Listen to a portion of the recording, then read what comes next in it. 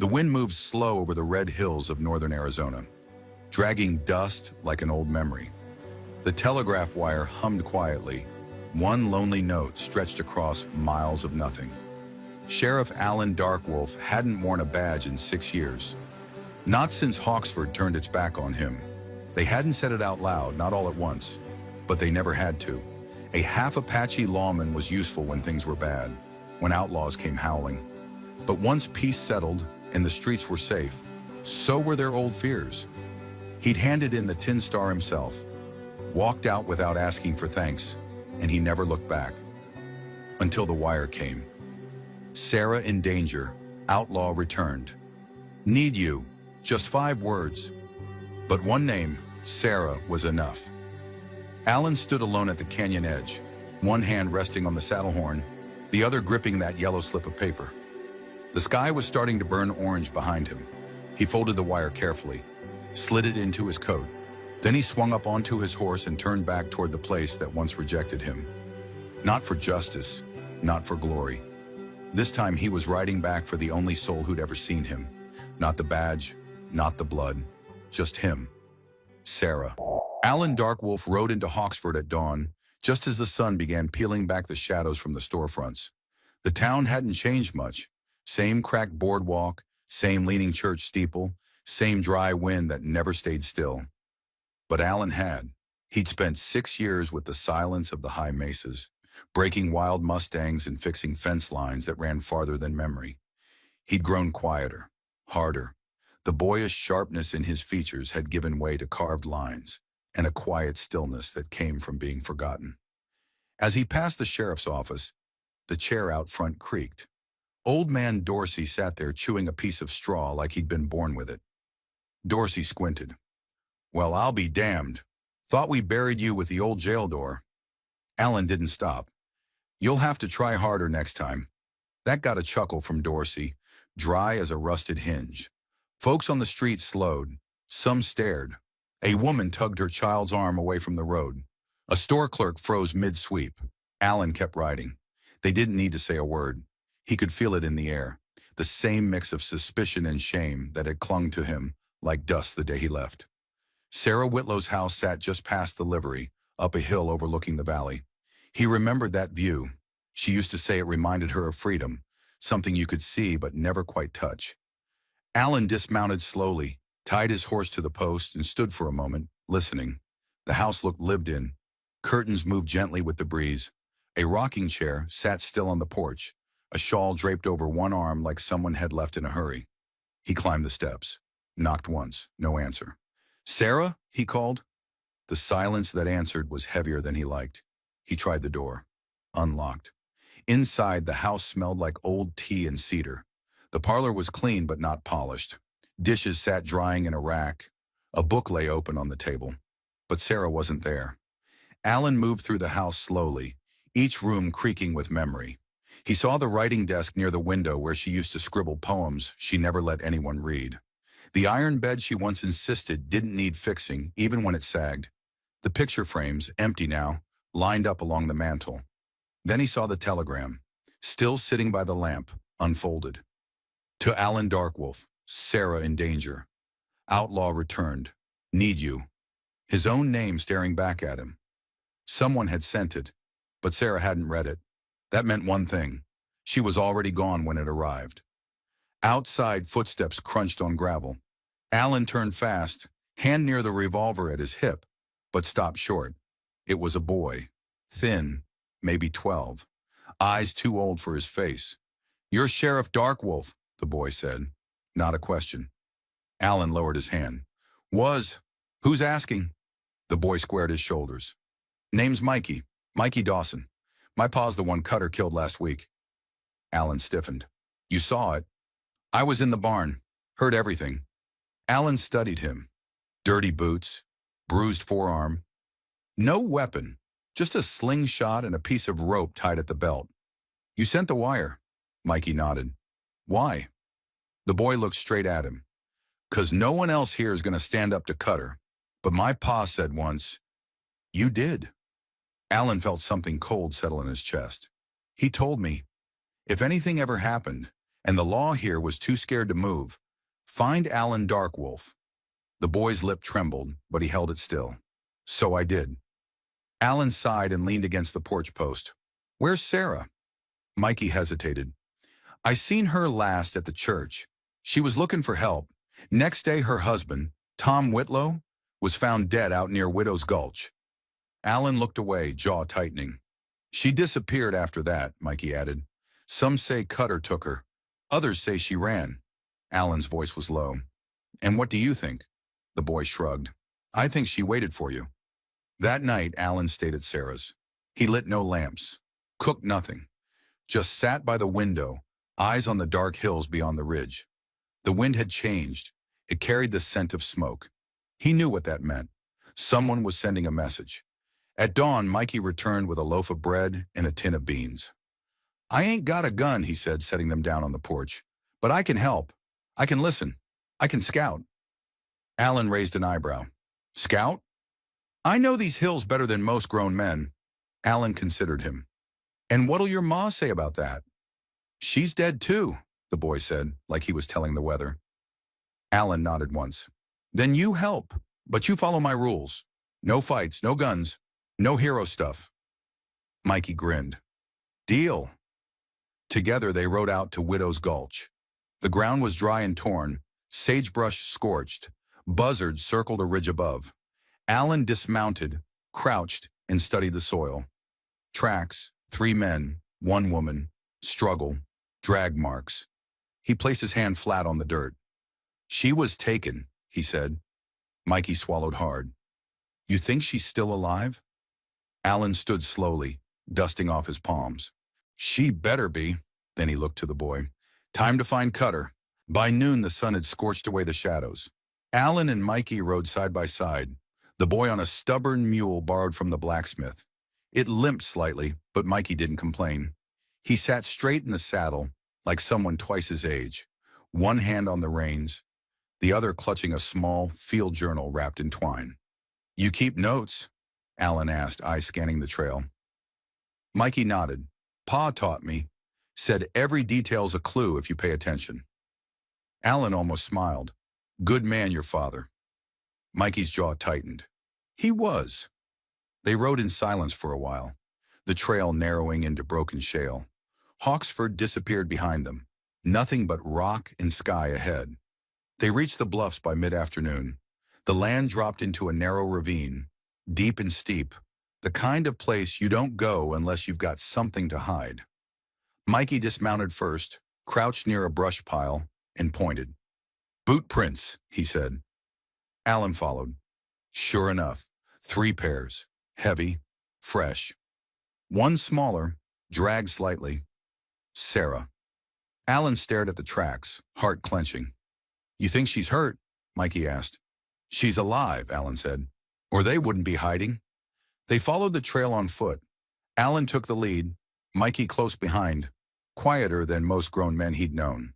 Every now and then, Alan stopped to scan the landscape, then turned to quiz the boy. What direction they turnin'? East, toward the river bend. Why? Trees, water. Cover. Alan nodded. You're learning.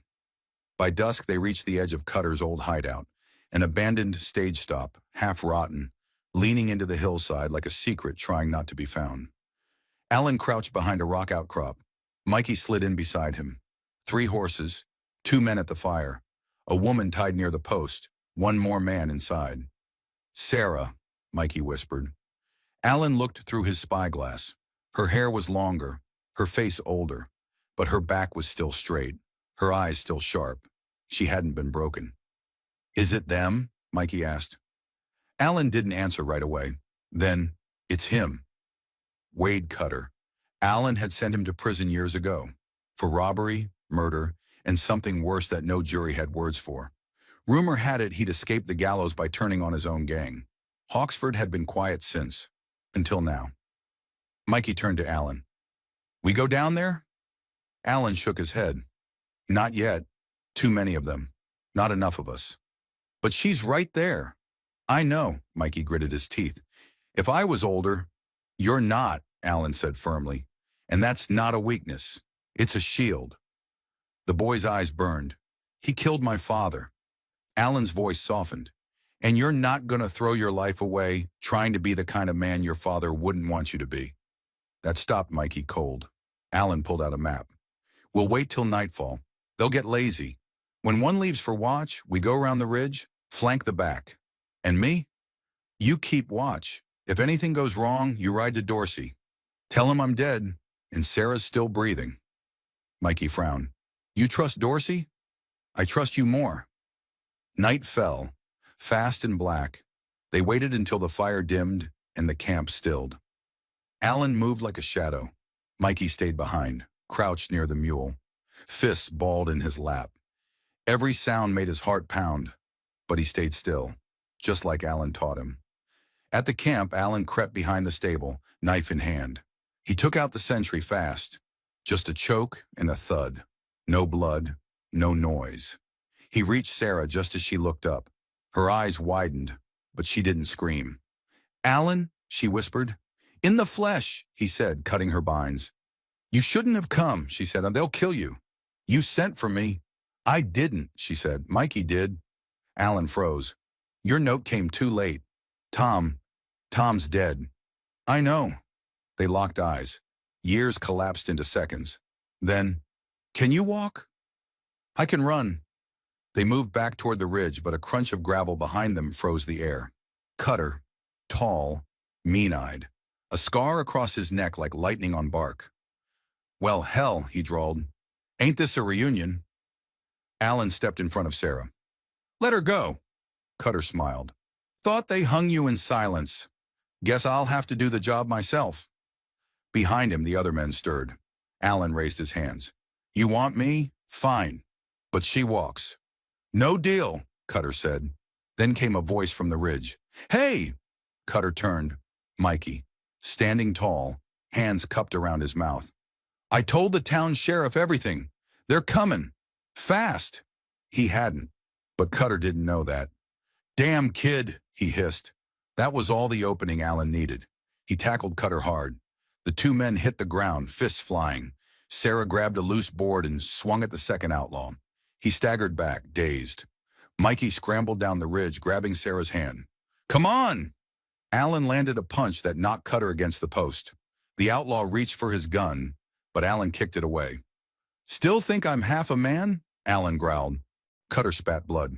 You're half-breed. That's worse. Alan's fist silenced him. For good. When it was over, Alan stood in the silence, breathless. Sarah touched his arm. Thank you. He nodded, chest heaving. Don't thank me. Thank the boy. They looked to Mikey, sweaty, shaking, eyes wide, but alive. They rode back at first light, 3 on horseback, no words, no regrets. Hawksford was waking up as they returned. Dorsey stood at the edge of the street, arms crossed. Well, well, he muttered. Didn't think you'd come back. Alan slid off his horse.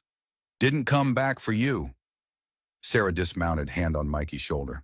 The boy stood tall between them. The sun was rising when they reached the Whitlow place, but it didn't feel like home anymore. The front gate was broken. A shutter hung loose on one hinge. The chickens Sarah had once kept were gone, and the garden was overtaken with weeds. Alan helped her down from the horse. Mikey followed, boots crunching the dry dirt beneath him. Sarah stood still a long moment, staring at the porch. Her hand hovered just above her hip, where her wedding ring used to sit. You don't have to go in, Alan said quietly. She nodded. I do. Mikey reached out without saying anything, and she took his hand. The door creaked open, heavy with memory. Sunlight spilled into a house that had been frozen in time. The table still held 2 empty cups, one chair pulled back, one plate never washed. Sarah stepped over the threshold, walked to the kitchen, touched the edge of the counter like it might wake something. Then softly, they killed him in the dark. He never even saw them coming. Alan lowered his head. He wasn't a bad man, she said, but he wasn't a fighter. He never wanted a gun in the house. Mikey stood in the doorway, fists clenched at his sides. I'm sorry, Alan said. Sarah looked back. So am I. They buried Tom behind the barn, next to a row of peach trees that had long since gone dry. Mikey helped dig, said nothing. When it was done, Sarah placed a stone at the head and tied one of her scarves around it. The wind caught it gently, lifting it like a flag of surrender. They stood there in silence. 3 people in a grave, each with their own ghost. Then Mikey said, "I want to stay here." Sarah turned. "This house isn't—" "It's not about the house," the boy said. "It's about not running." Alan glanced at Sarah. She looked at him the same way she did years ago, when he'd taken a bullet to protect a banker's wife and bled all over her porch. "You're really not going to leave again, are you?" she asked. Alan shook his head. "Not unless you tell me to."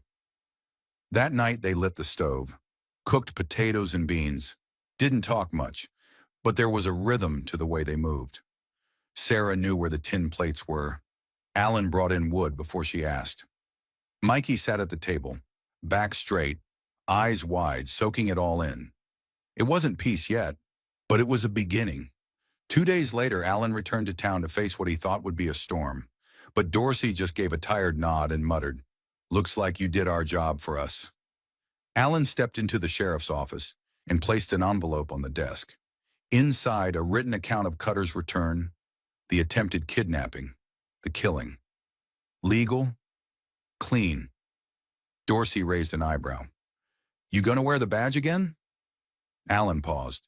"No," he said. "I didn't think so. But if trouble comes, I'll be ready." He returned to the ranch by sundown. Sarah was on the porch with a needle and thread. Mikey was trying to fix the broken gate, one bent nail at a time. When Alan approached, the boy looked up. "You ever fix a fence before?" Mikey asked. Alan smiled. "Couple 100 miles of it." Mikey handed him a hammer. "Then you can help." That evening they sat by the fire. Sarah mended an old blanket. Mikey leaned against Alan's side, the boy half asleep. "I never asked," Sarah said. "Where'd you go all these years?" Alan stared into the flames. "Nowhere special, just far enough not to feel unwanted." "You always were wanted," she said quietly. He looked at her. "Only by one person?" A long pause. Then she asked the question that had lingered in the air since the moment he rode back. "Why didn't you write?" Alan's jaw tensed. "I didn't think I had the right," he said. "Not after what they did to me. Not after what I didn't do to stop them." She nodded slowly. "Maybe you didn't," she whispered. "But you do now." Later that night, after Mikey had gone to sleep, Alan found Sarah sitting on the porch steps, shawl wrapped around her shoulders. The stars were bright, endless, and silent. He sat beside her, knees brushing. "Thank you for still being here," he said. She gave a small smile. "I wasn't waiting. I was surviving." "That's more than most." She turned to him. "I'm tired, Alan." "I know. I don't want to survive anymore. I want to live." Alan took her hand, calloused and warm. "Then let's live," he said, "together." In the weeks that followed, the Whitlow place came back to life. Mikey built a birdhouse and painted it crooked. Sarah planted herbs in broken jars. Alan fixed the roof, the well, and, slowly, his place in their lives. They didn't call it a family, but it felt like one. One morning, Mikey came into the kitchen with his notebook. He held it out to Alan. "I've been writing about you," he said. Alan raised an eyebrow. "What for?" "School assignment," Mikey said. "Tell about a man who changed your life." Alan was quiet for a long time. Then, "Am I the hero or the villain?" Mikey grinned. "You're both." Alan laughed. "That sounds about right." The storm came without warning. Not in the sky, though the clouds were darkening, but in the form of a rider pounding down the ridge, dust chasing his heels. Alan was working in the barn when he heard the hooves. He stepped out, hay on his sleeves, and met the messenger halfway. The boy slid from the saddle wide-eyed, breath ragged. "They're back," he said. "Cutter's men." Alan's gut twisted. "How many?" "3, maybe 4. They came through the pass last night, took supplies from the trading post, shot the clerk in the leg." The boy's voice dropped to a whisper. "Said they were looking for the half-breed and the woman he stole." Alan didn't waste time. By the time the sun set, he'd checked the rifles, counted the rounds, locked the barn, and moved Sarah and Mikey inside. The windows were shuttered, the doors barred. "I thought Cutter was the last of them," Sarah said, voice tight. "He was the head. Alan replied. But snakes don't always die with the head. He turned to Mikey. You remember what we talked about? The boy nodded. No hero stuff. No guns. Run when you say run. Alan rested a hand on his shoulder. That's right. You see a break in the trees, you take it. Straight to town. You tell Dorsey everything. Mikey frowned. He won't believe me. Alan looked him in the eyes. He will, because you'll make him. That night, the wind picked up. Alan sat by the window, Henry rifle across his lap. He could feel it in his bones. They were close. Sarah moved quietly through the kitchen, candlelight brushing her face. She'd pulled her hair back, wore the same shawl she'd wrapped around Tom's grave. She looked calm. She wasn't. I won't lose another man to them, she said. You won't, Alan said, eyes on the dark outside. A beat passed. Sarah walked over, knelt beside him, took his hand. If something happens, it won't. Alan, he looked at her, and for the first time since he'd returned, his voice cracked. I only just got you back. Don't make me waste time planning how to lose you. They didn't sleep. By morning, the storm clouds had broken, but no rain came, just heat, dust, and distant hoofbeats. Alan opened the front door and stepped out. Sarah stood behind him, Mikey on the stairs. 4 riders crested the ridge, dirty, scarred, armed. The lead man raised his hand. Dark Wolf, he shouted. We came for what you stole. Alan took 1 step forward. You got nothing left to take. The man grinned. We'll see. He lifted his hand, and everything happened at once. Gunfire cracked like lightning. Alan rolled behind the water trough. Bullets bit into the porch post. Sarah pulled Mikey down into the hallway. The barn door blew open. A horse screamed. Alan returned fire. 2 quick shots, 1 man down. Mikey covered his ears. Stay down, Sarah shouted, pulling him behind the stove. Alan slid along the porch, flanking to the side. Another outlaw made the mistake of getting too close to the fence. Alan took him out clean, but the last 2 were smart. 1 went for the back door. Alan's eyes widened. Sarah, back window! She didn't hesitate. She grabbed the fire poker and stood just as the outlaw kicked in the kitchen door. Before he could raise his weapon, Sarah slammed the iron across his face. He went down hard. Mikey stared. She turned, panting. Sometime, she said, you protect what's yours. Outside, Alan took a hit to the shoulder. He stumbled, dropped to 1 knee, but fired again. The last outlaw fell, his gun spinning from his fingers. Then silence. Only the wind, and the distant call of a crow. Sarah ran to him. Blood soaked Alan's sleeve, but he waved her off. Just a scratch. She pulled a cloth from her apron and pressed it to the wound. You're an idiot, she whispered. He smiled. Always have been. Behind them, Mikey stood in the doorway, wide-eyed.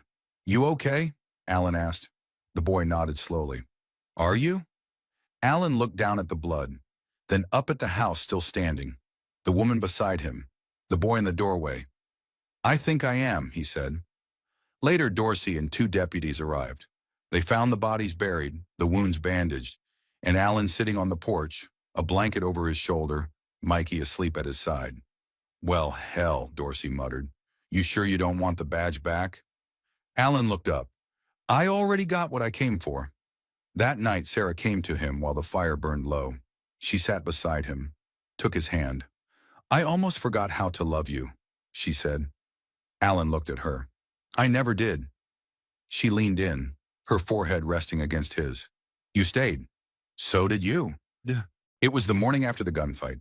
The sun rose slowly over the hills, as if even the sky was holding its breath. The ranch was quiet, still. The kind of silence that only comes after something dangerous passes, but leaves its shadow behind.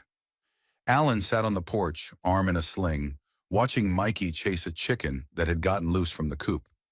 The boy's laughter, rare and sudden, filled the air like music he didn't realize he'd missed. Sarah came outside with a mug of coffee, handed it to Alan, then sat beside him without a word. They didn't need to speak, not yet.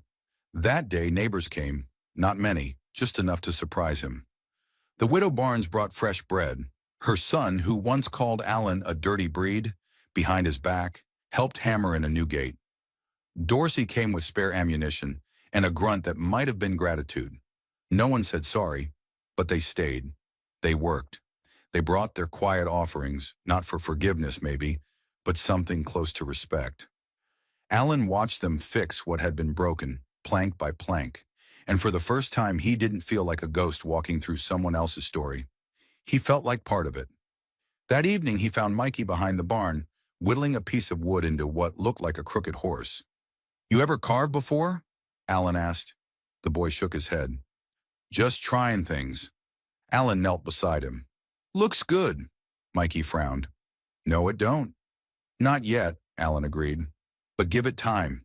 Everything worth anything starts ugly." Mikey looked up. "Is that how you felt when you came back?" Alan hesitated, then nodded. "Yeah, I felt like a broken piece in the wrong puzzle." "You still feel that way?" Alan looked toward the house where Sarah moved behind the window light, her shadow brushing the curtains. "No," he said, "not anymore." Days passed, and with each one Alan built more than just fences. He repaired the roof with Sarah, helped Mikey train the mule to carry firewood, rebuilt the chicken coop from scratch, even planted a tree, his first. They worked until their backs ached and their hands were raw. But they didn't mind, because with every nail, every board, every shared task, the place began to feel less like hers and more like theirs. One afternoon, Mikey came running from the creek, soaking wet, holding a tin can filled with minnows. "They're back," he shouted. "Fish! Real ones!" Alan leaned over the porch rail. "I thought you said that stream was dead." "It was. Guess it got tired of waiting." Alan laughed, and Sarah, watching from the door, smiled like she hadn't in years. That night, Alan brought out a battered cigar box.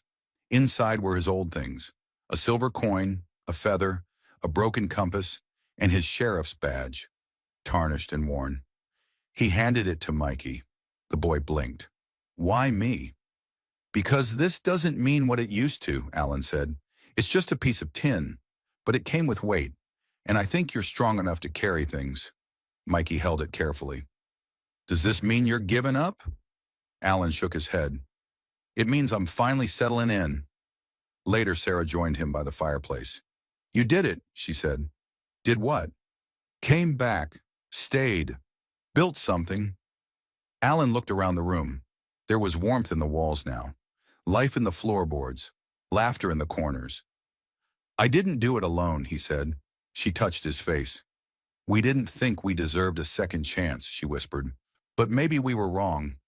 Alan leaned his forehead against hers. "We're here. That's enough." At the end of the week, Mikey asked the question no one had dared say aloud. "Am I going to stay here forever?" Alan looked at Sarah, then at the boy. "If you want to." Mikey's eyes welled. "I do." Sarah knelt in front of him. "Then this is your home." Alan cleared his throat. "And if you want, you can take our name." Mikey sniffed, nodded. "Can I still be called Mikey Darkwolf?" Alan smiled. "You can be called anything you want, son." Spring didn't just arrive in Hawksford, it settled in. The kind of spring that crept in slow, like someone unsure of their welcome. It started with the wildflowers, then the smell of wet soil, then the sound of river water trickling back to life. The valley took a breath, and so did the people who called it home. At the edge of that valley, in a crooked house with a red roof and a sagging porch, a boy was learning how to be part of something again. A woman was learning how to grieve without giving up. And a man who had once been run out of town was learning, finally, how to stay. Alan rose early, not from duty, not from habit, from peace, the kind that only comes after a man has stopped running from everything, including himself. He stepped outside barefoot, coffee steaming in his hand, watching the mist lift from the fields. The world was quiet except for the creak of the chicken coop and the slow, steady thud of a hammer behind the barn. Mikey was building something. "What is it this time?" Alan called. The boy looked up, pushing shaggy hair out of his eyes. "A post for the birdhouse." Alan raised an eyebrow. "That crooked thing still standing?" Mikey grinned. "It's got character." Alan chuckled. "So do you." Inside, Sarah stirred honey into oatmeal, humming an old lullaby no one had sung since her mother died. Her hair was pinned back, her dress simple. But there was light in her face again, faint but growing. She set 3 bowls on the table. No need to call for the others. They came on their own now. They sat, ate, talked in quiet tones. It wasn't dramatic. It wasn't perfect. It was just right. That afternoon, Alan took Mikey riding. Not to train, not to scout, just to ride. They rode past the creek, now full of clear water and minnows darting like tiny silver knives. Past Widow's Gulch, where old ghosts whispered but no longer shouted. Past the ridge where Alan had once stood alone, wondering if he'd be welcome again. "Do you miss it?" Mikey asked out of nowhere. "Miss what?" "Being sheriff." Alan thought about it. "I miss what it meant to people," he said. "I don't miss what it cost me." Mikey looked over, squinting against the sun. "You don't need a badge. You already protect people." Alan didn't answer. He just nudged his horse forward and kept riding. At home, Sarah was in the garden planting tomatoes. The sun warmed her back as she dug careful rows. The dirt felt good in her hands, like something steady, something true. She looked up as the 2 riders crested the hill. She didn't wave, didn't need to. They belonged here now. That evening, they sat around the fire pit out back. Sarah had made stew. Mikey passed around biscuits. Alan leaned back in his chair, listening more than speaking. "Tomorrow," Sarah said, "I was thinking we take the old wagon and pick up some paint. That front room still looks like a thundercloud." Alan raised an eyebrow. "You planning on redecorating me too?" Sarah smiled. "Already did." Mikey laughed so hard he dropped his biscuit. Alan grinned. He couldn't remember the last time he'd laughed without checking if anyone was watching. After dinner, Mikey pulled a folded piece of paper from his back pocket. "I've been writing," he said, suddenly shy. "Want to hear?" Sarah nodded. Alan leaned forward. The boy cleared his throat. There was a man who didn't know how to stay. He had wind in his boots and silence in his throat. People feared him because he didn't talk much, because he was different. But one day someone needed him, and he came back. Not because he was asked, but because it was right. He fought. He bled. He stayed. And somewhere along the way, he stopped being alone. He found a woman who never gave up. He found a boy who needed a home. And he became something better than sheriff. He became ours. The paper trembled in Mikey's hands. When he looked up, Sarah's eyes were glassy. Alan was very still. "Think it's good enough for school?" Mikey asked, suddenly unsure. Alan cleared his throat. "It's good enough for a library." Mikey beamed. Later that night, after Mikey had gone to bed, Alan and Sarah sat on the porch. They said little, just listened. To the owls, the creak of old boards, the wind in the trees. "Do you ever wonder," Sarah said softly, "how different things could have been if you'd stayed the first time?" "All the time." "Do you regret it?" Alan thought for a long while. "No," he said. "I regret not being ready, but I don't regret leaving, because I wouldn't have come back like this. I wouldn't have stayed." Sarah turned toward him. "You're not planning on leaving again, are you?" He shook his head. "I planted a tree, didn't I?" She smiled. "You did." 2 weeks later, the adoption papers arrived. Alan let Mikey open the envelope. The boy read the words out loud, slowly, carefully. "Michael Darkwolf, son of Alan Darkwolf, legal guardian and parent." He looked up. "So, it's real?" Alan smiled. "It was always real. Now it's just written down." Mikey tried to play it cool, but when he hugged Alan, he held on a little longer than usual. A few days later, the town hosted a small spring fair. Hawksford never did anything fancy. Just a few booths, some pies, and a fiddle band on hay bales. But that year, it felt different. Alan walked through the crowd, Sarah at his side, Mikey darting ahead with a slingshot and a candy apple. People nodded. A few smiled. One man tipped his hat, not as a formality, as respect. "You look uncomfortable," Sarah teased. "Feels strange being welcome." "You better get used to it." He took her hand. "I'll try." That night, the sky opened up. Stars spilled across the black like someone had shaken the heavens. Sarah lay beside Alan under a blanket on the porch, head on his chest. "You know," she said, "I think we're going to be okay." Alan looked down at her. "We already are. Some stories end with a gunshot. Others end with a goodbye. But the rare ones, the ones that stay with you, end with a choice. To stay, to build, to love again. This was never a story about revenge. It was a story about belonging, about finding your place, not because it was given to you, but because you chose to fight for it. Now we want to hear from you. Do you think a man becomes part of a place because of blood, or because of who stays beside him? Which moment in Alan's journey hit you the hardest? Leave us a comment, and don't forget to tell us where in the world you're watching from, because stories like this deserve to be shared and remembered.